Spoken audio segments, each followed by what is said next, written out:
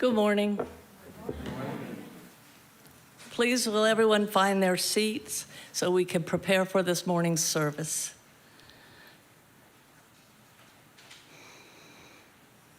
Welcome to the Unitarian Universalist Congregation of Columbia. My name is Connie Quirk, and I am the worship leader of the day.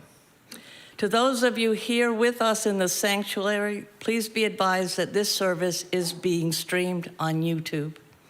And to those of you who are watching this stream service, we're glad to have you watching. Of course, we'd rather have you in person, and we're hoping that that day will come soon. Also, let me remind you that we have a pre- and post-service Zoom event, which also runs the YouTube stream of the service. We have an announcement. Pat, are you? Pat would like to make an announcement.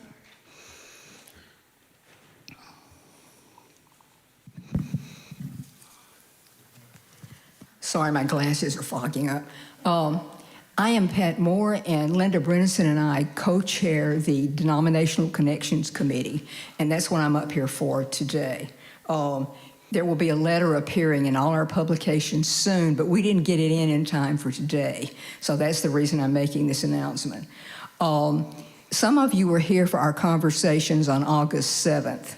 We were talking about what's going on at the UUA right now and what it means for us, for the UUCC. Today, I'm going to stand back there. Incidentally, I'm going to be gone for a month because I'm going to Paris in Italy. Oh. And 27 days. It's the longest trip I've ever taken. I hope nobody has to fly me back. I'll probably get homesick for you guys. But anyway, I'm going to be gone, so Linda will be taking over while I'm gone. And this book is going to be available starting today. This is the report on which all these changes are based. And we've got 5 copies that we'll check out to you if you would like one. I also have the PDF link back there where you can go to UUA and look at a digital copy. So if you don't get one of our 5, you can always go on the UUA website and get one and look at it and read it. But it's critical that when we continue these discussions, which I hope to do by the end of October, that people have this homework done. You know what it's like to be in a class where people hadn't done their homework. I'll be back there. Thank you. Thank you, Pat. Please make sure to read the announcements that are in your printed order of service as well, and especially be sure to read the weekly events that are emailed to you each Thursday, as well as the Unigram and the website. I urge you to keep our website, your website, open as a tab on your internet so that you can keep up with what's going on.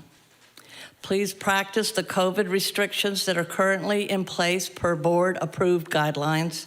Current guidelines are that we practice social distancing and that wearing a mask is highly recommended. And here's an announcement for parents. If you need to occupy your young folks, we do have toys and books on the back table in the back of the social hall. And unfortunately, today's flowers are non-existent. So those of you who have nice gardens that are flowering in the fall, consider bringing some in because these are, we have flowers only when they are donated. Thank you. And now let's center ourselves for today's service and remember to silence all electronics devices as we listen to the prelude.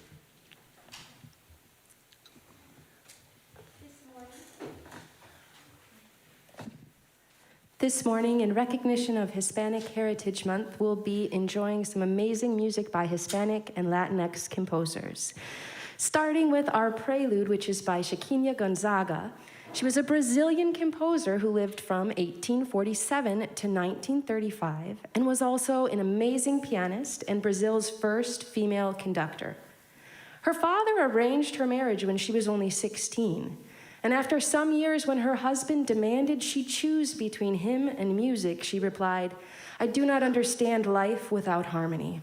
She left him, causing a scandal and her own family to disown her, but she was embraced by Brazil's artistic community composed over 200 works, and is recognized as one of the first pianists and composers of the troll style, which combines musical elements like polka, waltz, ragtime, and Afro-Brazilian rhythms. She used much of the proceeds from her compositions to support her work in fighting for the end of slavery in Brazil, and joined the abolitionist movement there during her generation. This is Atraente by Gonzaga.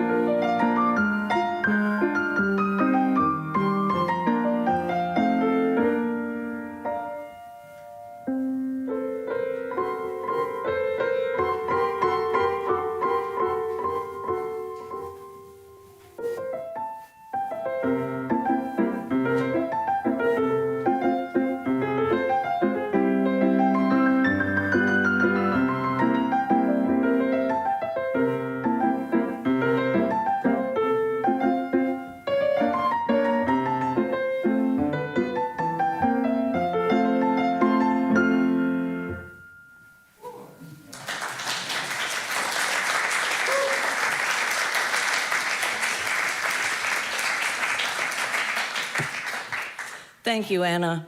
I think the world was blessed when she decided to stay with music.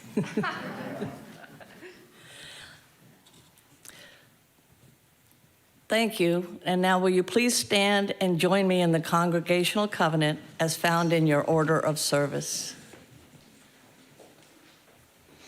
Love is the doctrine of this congregation. The quest for truth its sacrament, and service is its prayer. To dwell together in peace, to seek knowledge and freedom, to serve others in community. Thus do we covenant with one another.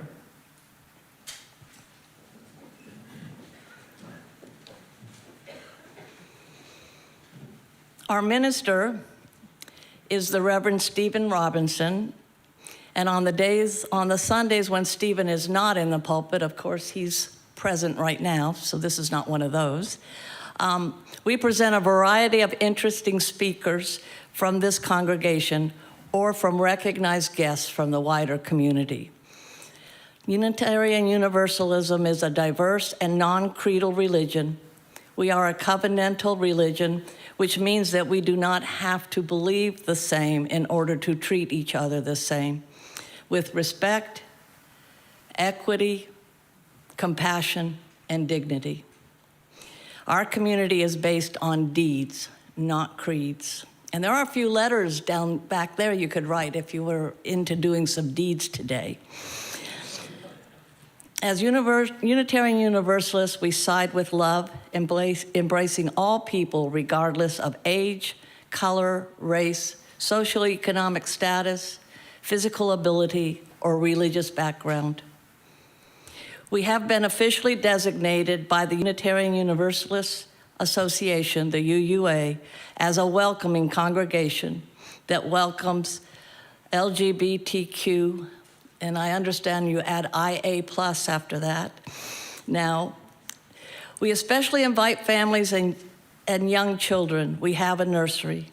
We encourage everyone to wear name tags so that we may get to know each other better. Board members wear green name tags, and they always welcome your comments, questions, or suggestions. Would the members of the Board of Trustees please stand and be recognized? Thank you. At this time, we would like to recognize any guests or visitors who are with us today. Amelia will take away around the mic for any visitors. And please fill out the visitor card and put it in the collection plate. There should be one in the back of a chair in front of you. Are there any visitors here today who would like to be recognized?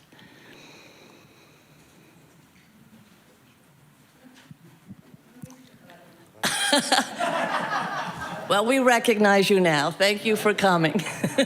You do not have to stand up and talk. And believe me, even if you fill out the card, nobody will come knocking at your door to drag you back or anything. Now, visitors, if you are well, we already did that. Okay. Today's chalice lighter is Bethany Muller. And she just found out she was chalice lighter this morning, so we can thank her very much. She is a new member of the Volunteers to the Kitchen crew. So would you just tell us a little bit about yourself and light our chalice? Sure. Good morning. As Connie said, my name is Bethany, and I am also joined by my spouse, Andy, and I also have a 5-year-old little girl in the back who would prefer to stay back there doing activities with Sasha and the others. We've been a part of the community for maybe just about 3 months, and I'm really delighted to be welcome to this community and find a spiritual community to be part of here in Columbia. Welcome.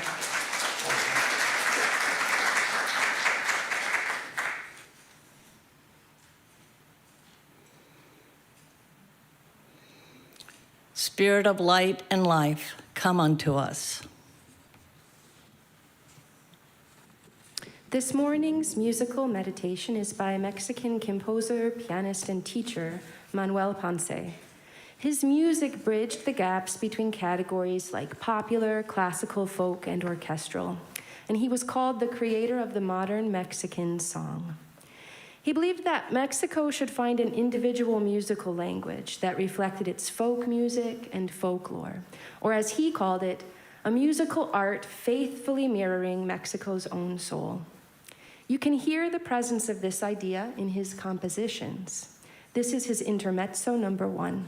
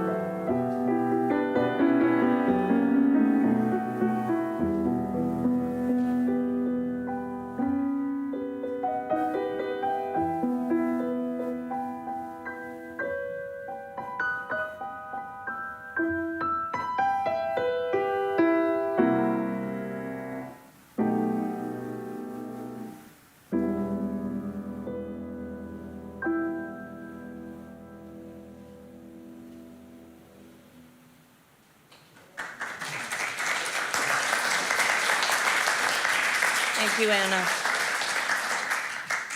And now Reverend Stephen Robinson will give the opening words.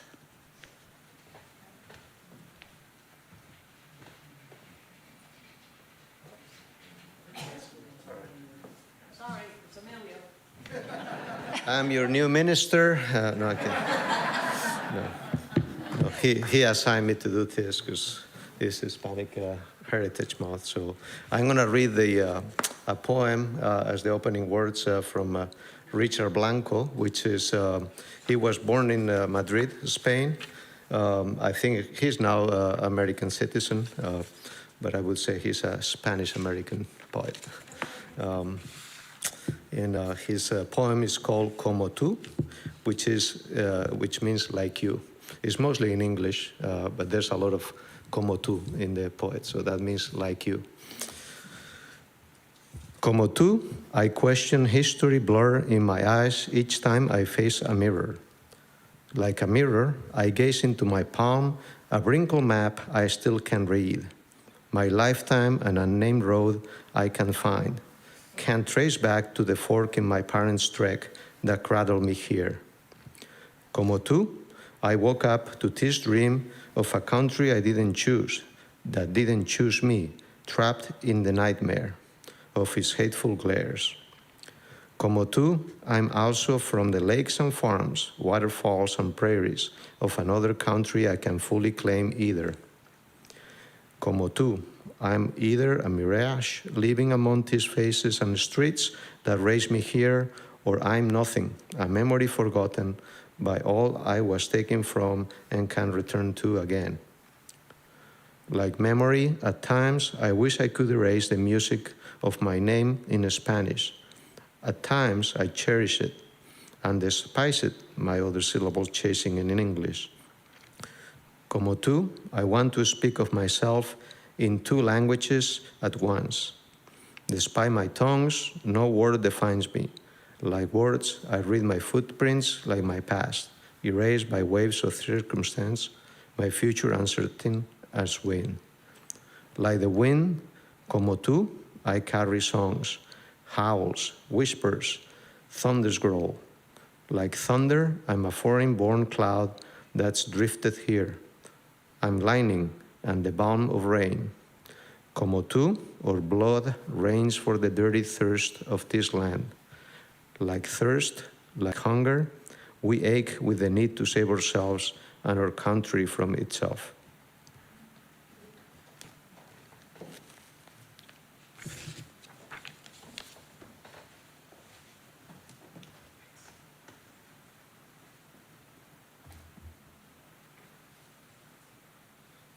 Thank you, Reverend Emilio. Do I have any children, youth who would like to come down for our story time? They're out there. They're all back there playing. Well, that's quite all right. I will send this back there with them. This is a book about Frida Kahlo. And so if someone will kind of carry it back there, they can actually look at it some today. Will you do that, Annette? I'm going to share about Frida's life, so I won't take the time to read the book in the service. They're, just like Bethany said, they're all spending time with Sasha, not in here. Can't blame them for that.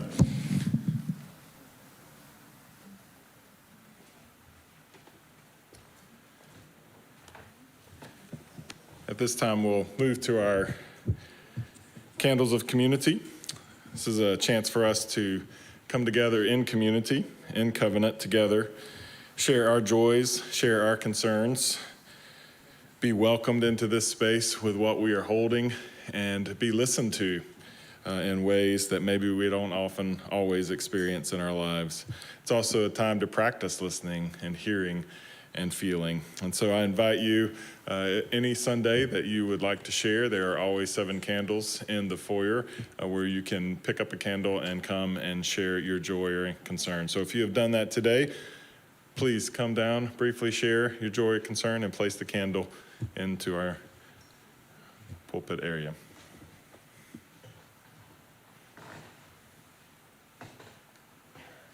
Good morning, I'm Bud Ashley, And on this day, 52 years ago, an icon, a musical icon of my generation, tragically died unattended, alone in the back of an ambulance. His name is Jimi Hendrix.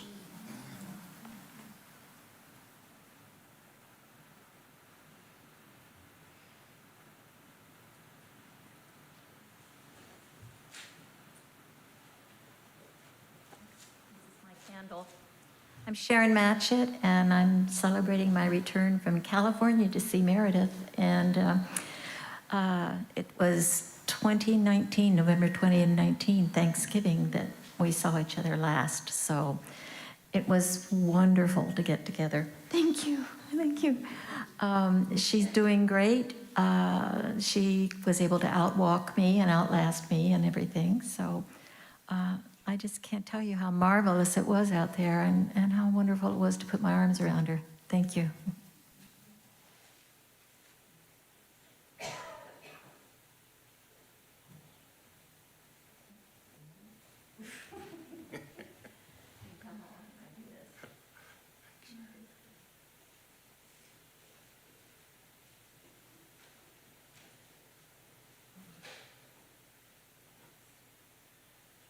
All kinds of hats today. This is a candle of probably concern. I got a call this morning from my sister. She is the person that's in charge of helping with my mother out. She is going up to Missouri for 2 weeks. She said that mother can stay by herself. Well, she's in a nursing home. She's 99 and a half. And this will be the longest that she's stayed without a member of the family there to help out. And I'm on call if it's needed. But I'm hoping it won't be that she'll be able to do it fine.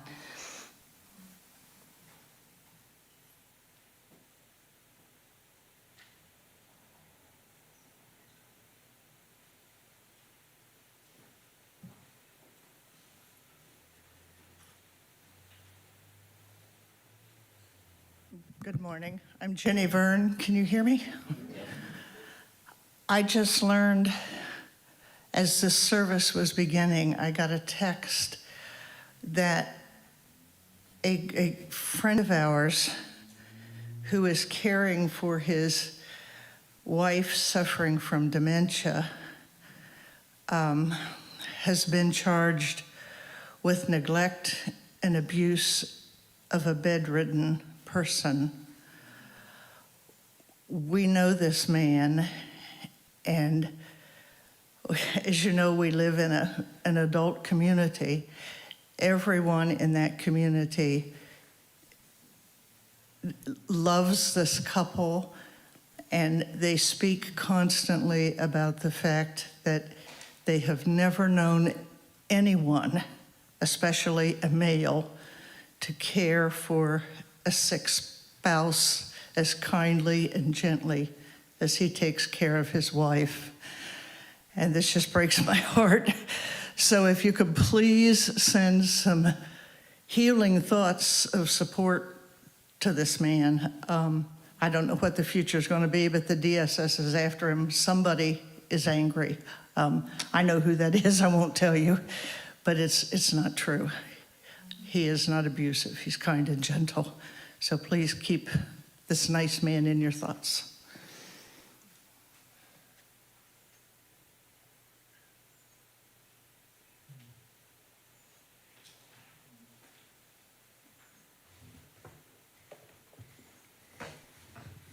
We light a final candle for those thoughts, joys, concerns that we're holding close to our heart this morning.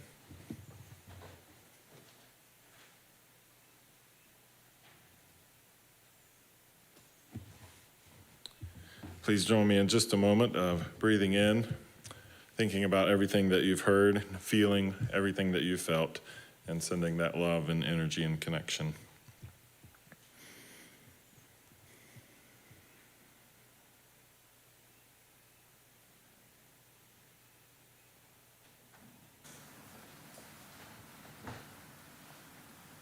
We receive this offering, a symbol of our commitment to our good work.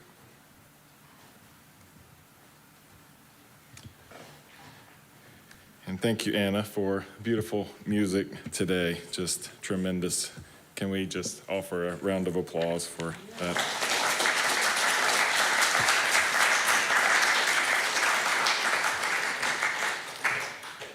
And she wasn't willing to stand up during the guest time, but I would like to welcome back my sister, Michelle, to the congregation. She was here about a couple of months ago and visited. And today, Michelle is going to come and share a little bit. No, I'm just kidding.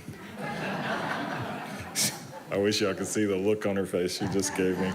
I got it a lot as a kid growing up as a younger brother. She's like, second mom.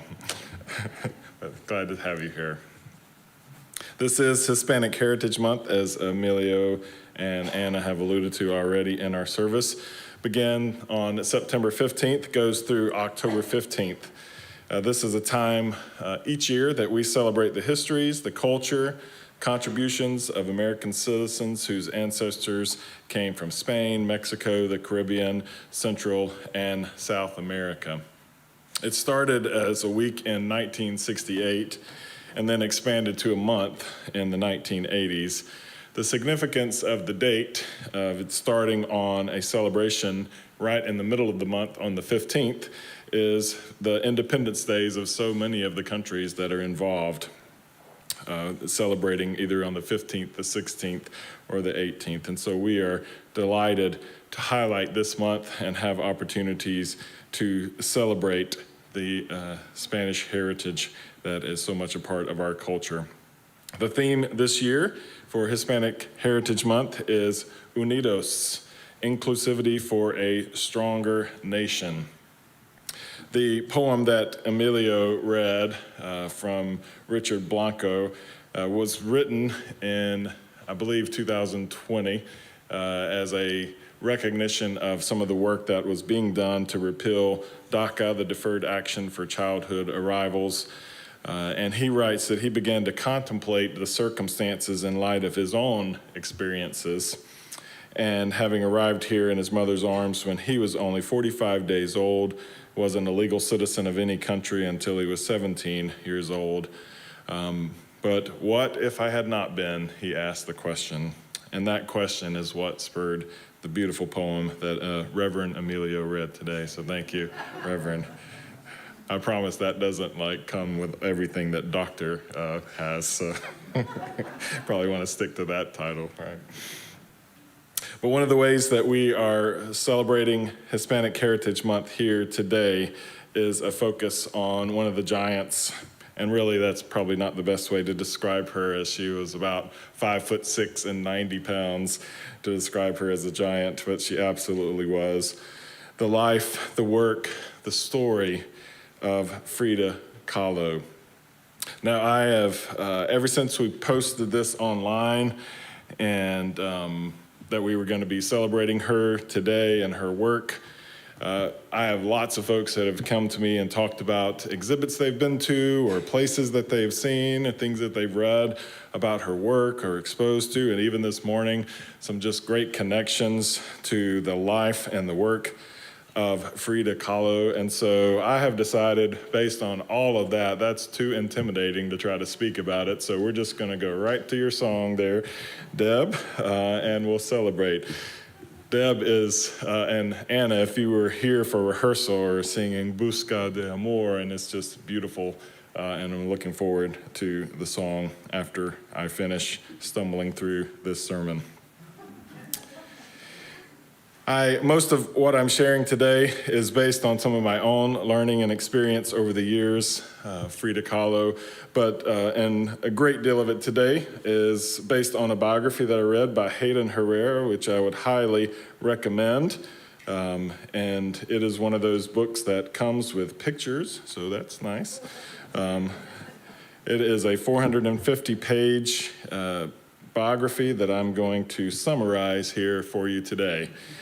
So I don't know what your lunch plans were, but they just got canceled.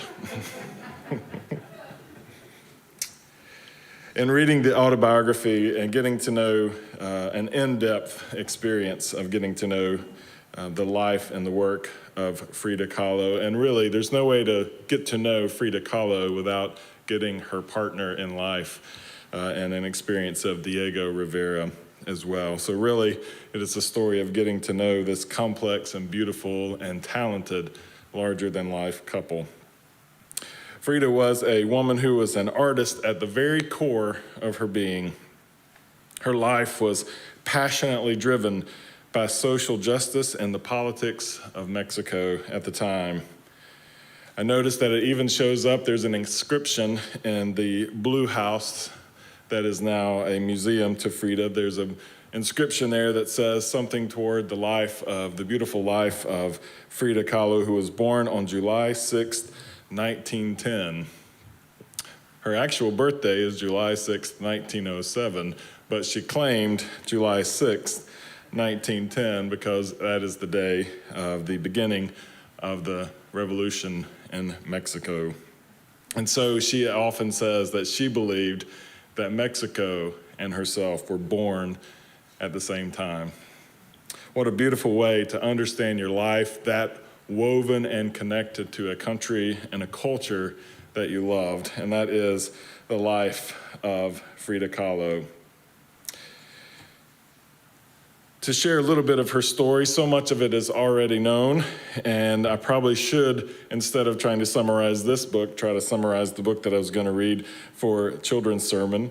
But just some highlights in the life of Frida, and then I'd really like to, since so much of her story is known and she's become so popular in pop culture, I'd really like to focus on some themes that I pulled away from this biography of Frida. But Frida did get polio at the age of 6. So lots of folks know about her injury that she had as a teenager, but oftentimes it gets overlooked that she dealt with polio at a very, very young age. Her right leg and her right foot grew much thinner than the one on the left and didn't develop. She walked with a limp all of her life because of that. Her father, who she was very close to, loved her, blessed her work, and blessed her life, and encouraged her to use sports to fight through the pain, to build muscle strength and flexibility, and to build mobility for herself. So she tried several different sports, including wrestling, which at the time was just not a female sport. You're gonna find that, I could probably say that a lot of times if we do a responsive reading today, if you could just remember the line, "That's just not what a woman does." If you could just kind of remember that, then that's the life of Frida Kahlo. She never listened to that statement, but I have to say it all the time. In her time and day, that's just not something that women would do. Frida, of course, was in a horrific accident in 1925 that changed her life forever. She was on a bus that was hit by a trolley, and from that accident, her spine and her pelvis were broken in 3 places. She had broken ribs, collarbone crushed, and a completely dislocated foot. She was hospitalized for several weeks and not expected to live, and then sent home in a full body cast for 3 months. And she started painting at that time, in that time of seclusion, of utter hurts and pains and attempts to heal. She started painting self-portraits because she said she spent her days all alone and she was the subject that she knew best. Of course, we know the stories of her life with Diego Rivera, who was himself a famous painter trained in Cubist art form, but ultimately known for his giant murals. She met him as a teacher of the school where she attended high school. And one of the great stories that comes from the book is the way that she learned and was enthralled by his artwork. One of the ways she expressed her flirtation, I guess, with him is she stole his lunch on a few days. So he would go looking for his lunch and it was missing. She was quite the prankster. One day in school, even walked the donkey through the classrooms and was very much trying to enroll this animal into this very prestigious school that she had been joined and a part of. Man, to summarize her life with Diego, I think that you can get a glimpse of their love that they shared if you read her poems, her letters to Diego. But what a complex and complicated love story over about 25 years that involved marriage, travel, artwork together, separation, multiple affairs, divorce, and then remarriage before her death.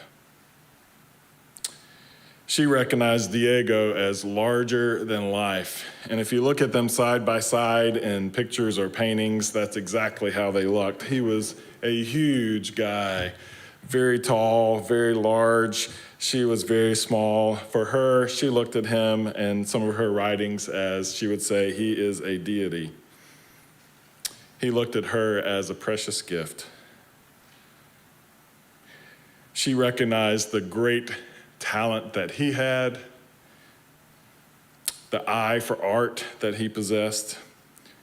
And so a wonderful story that comes out in the book is when she made her way to one of the scaffoldings where he was working and took some of her artwork and presented it. And from that day on, he knew that she was a gifted person in arts. I think it's interesting that Diego is famous for larger than life murals that you can still see to this day. Frida typically painted on canvases that are 1 foot by 1 foot, very small. And I wonder if that was quite a way to balance each other out. She traveled with him. He was commissioned to go to the United States, to Detroit, and paint murals for the city there, and she traveled to Detroit with him. We're going to come back to some of her experiences in life in Detroit that were so powerful. Then on to New York City, where ultimately, when they were painting for the Rockefeller family, Diego was commissioned. Their ties to communism at the time caused them to have to leave New York City and return to Mexico City, which wasn't exactly what Diego wanted to do. During some of that time in Mexico City, Frida met Andre Burton, who was a very famous Surrealistic artist and one of the key figures in that movement. He identified her works as surrealistic as well. One of the things I love about Frida is her own take on that. She says, "I did not know I was a surrealist painter until Andre Burton came to Mexico and told me I was."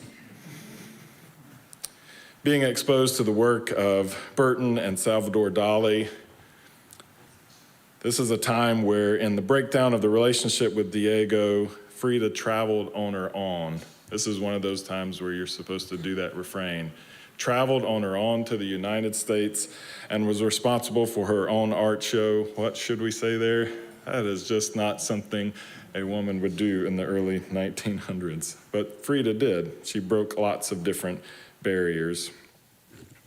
Traveled to New York, had a show there. Burton eventually brought her to Paris for a show there. And then after spending time in Paris with her artwork being on display, pain brought her back to Mexico City. Her body was always constantly dealing with the pain of both polio and the horrific recovery from the accident. She remarried Diego, but after that, her life was pretty much confined to home and hospitals in a wheelchair. She eventually died in 1947. Her last painting was that of a sliced up watermelon where she inscribed her name into one of the pieces. Diego described it as her last self-portrait. That's chapter 1. So now we'll move on to chapter 2. I'm kidding. I do encourage you. I think this is one of the most detailed and beautiful stories of the life of Frida. I would encourage you to read it. Written by Hayden Herrera. It has lots of her beautiful artwork and lots of her pencil sketchings that go along with the story that she's telling it, as she's telling it. So I wanted to look at some themes that I pulled from spending my evenings and one trip on the road with Audible, listening to the story of Frida as told by Hayden Herrera. 4 themes that I pulled from this book that have transformed me as I think about this woman. 1, as a father of 3 daughters, it's always great to be exposed to an extraordinary woman who would listen to a statement that you all just said. You said that. I didn't say it. You said women shouldn't do that, right? We have it on YouTube now. You said it. But to have a woman respond to that, I don't care. Just as the musician, the composer that Anna shared, to say, if you're making me choose between myself, my art, and the norms of society, I choose me. I choose my art. And what an extraordinary woman Frida is, transcending the roles of women, living into freedoms that were only dreamed of at the time, and experiencing life and art in beautiful ways. So my first take from Frida is that she is just an absolutely extraordinary woman that I invite you to get to know if you haven't, or to get to know more deeply if you do know her.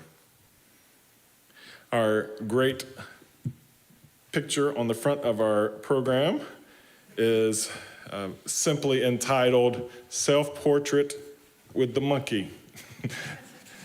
That was the pet of Frida Kahlo. Frida did tremendous amount of work in arts around nature and animals, and she described herself as seeing the sacred in everything. One of the things I realized as I started reading about Frida is she didn't feel very connected to the Catholic Church, which was dominant in Mexico. She didn't feel like it was actually helpful and healthy in what was happening in the culture.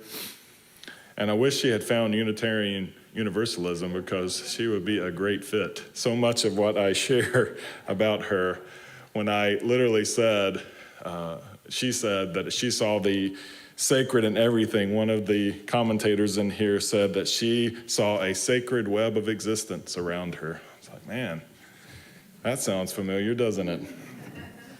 She celebrated it. She painted animals, she painted plants, and as I shared, her last painting was an image cut up of pieces of watermelon on which she ascribed her name, and truly, as Diego said, was a self-portrait. She saw herself connected to nature, that it was something to celebrate, it was something beautiful, it was something to protect, something to, in a sense, feel a deep spiritual connection to. She saw herself not as different, observing nature from a distance, but very much a part of that work. I invite you to look at some of her artwork, particularly the one entitled Roots. Many of these that you will be able to Google and see images where she paints herself, a self-portrait of herself as a tree connected with deep roots into the ground. The third theme that I pulled from Frida is that she painted pain. She always wanted to have children, and one experience with pregnancy led to an abortion that was pretty close to costing her life if she had gone through with the pregnancy. When they arrived in Detroit, she and Diego also found themselves pregnant again. And the doctors in Detroit at Henry Ford Hospital convinced her that she could have this baby if they performed a cesarean. And so she held on to hope, held on to the possibility of what might come, but one day she started hemorrhaging and was taken to the hospital and eventually lost the baby. She She laid in the hospital for 13 days, pretty much isolated and alone, recovering and grieving.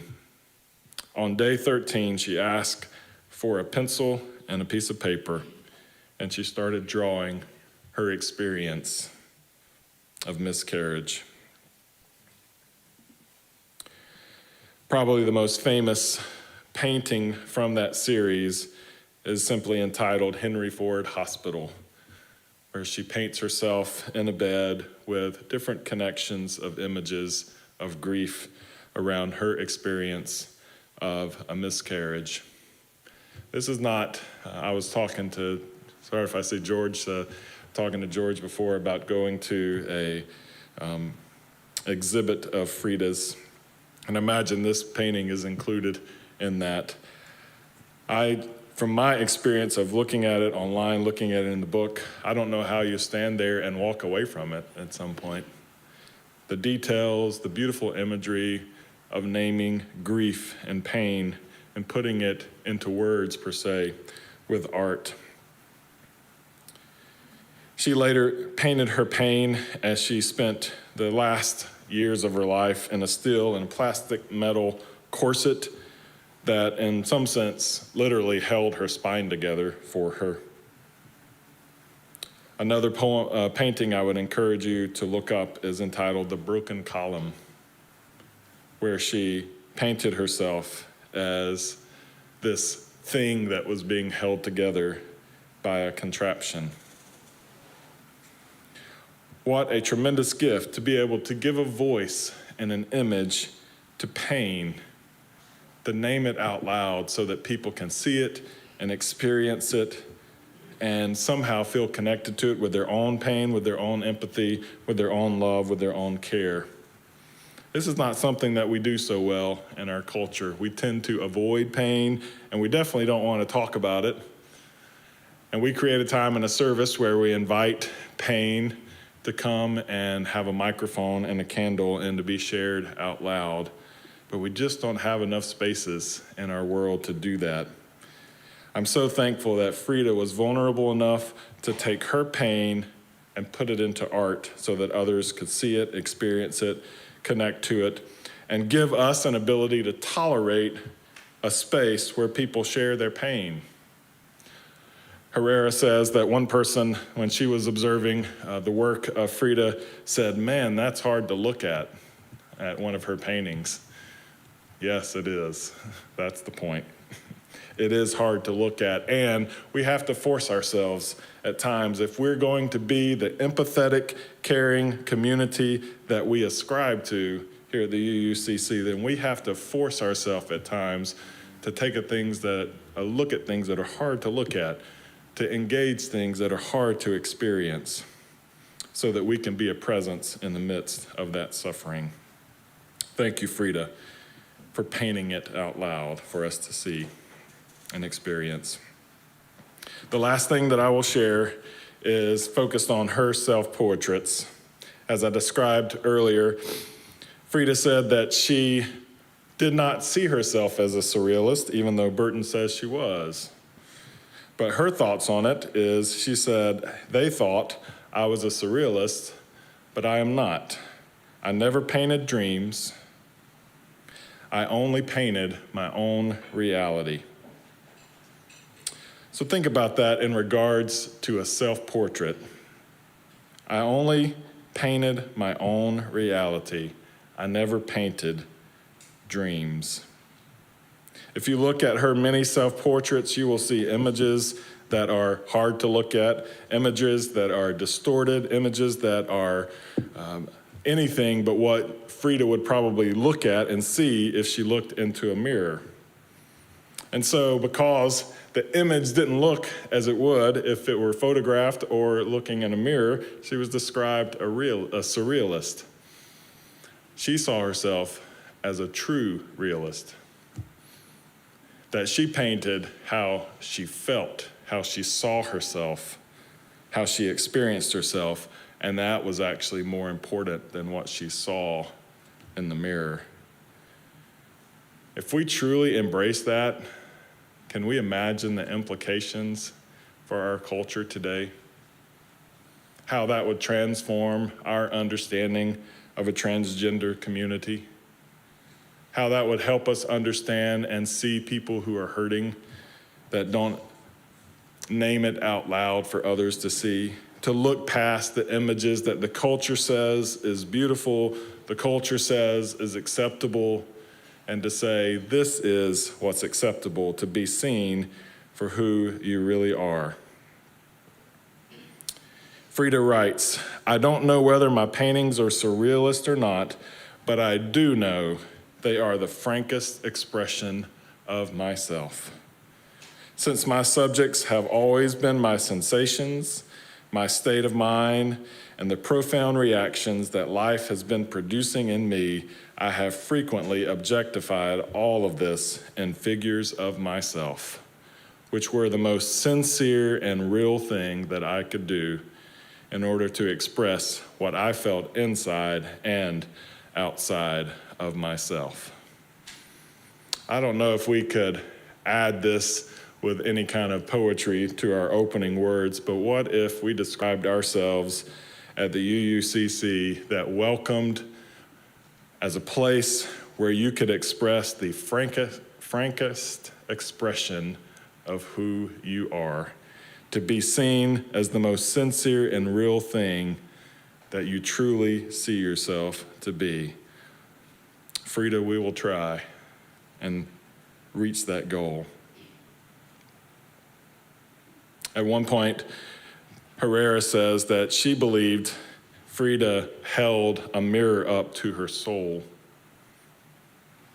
What a goal for you and me. So today, we celebrate the life of this extraordinary woman, her life and her art. And it reminds us all that we are unique and beautiful works of art.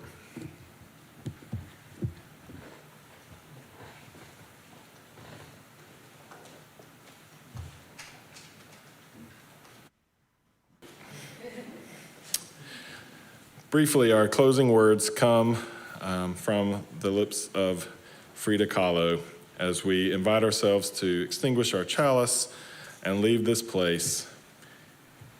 She simply says, feet, what do I need them for if I have wings to fly? I'd like you to stand and join in our congregational benediction.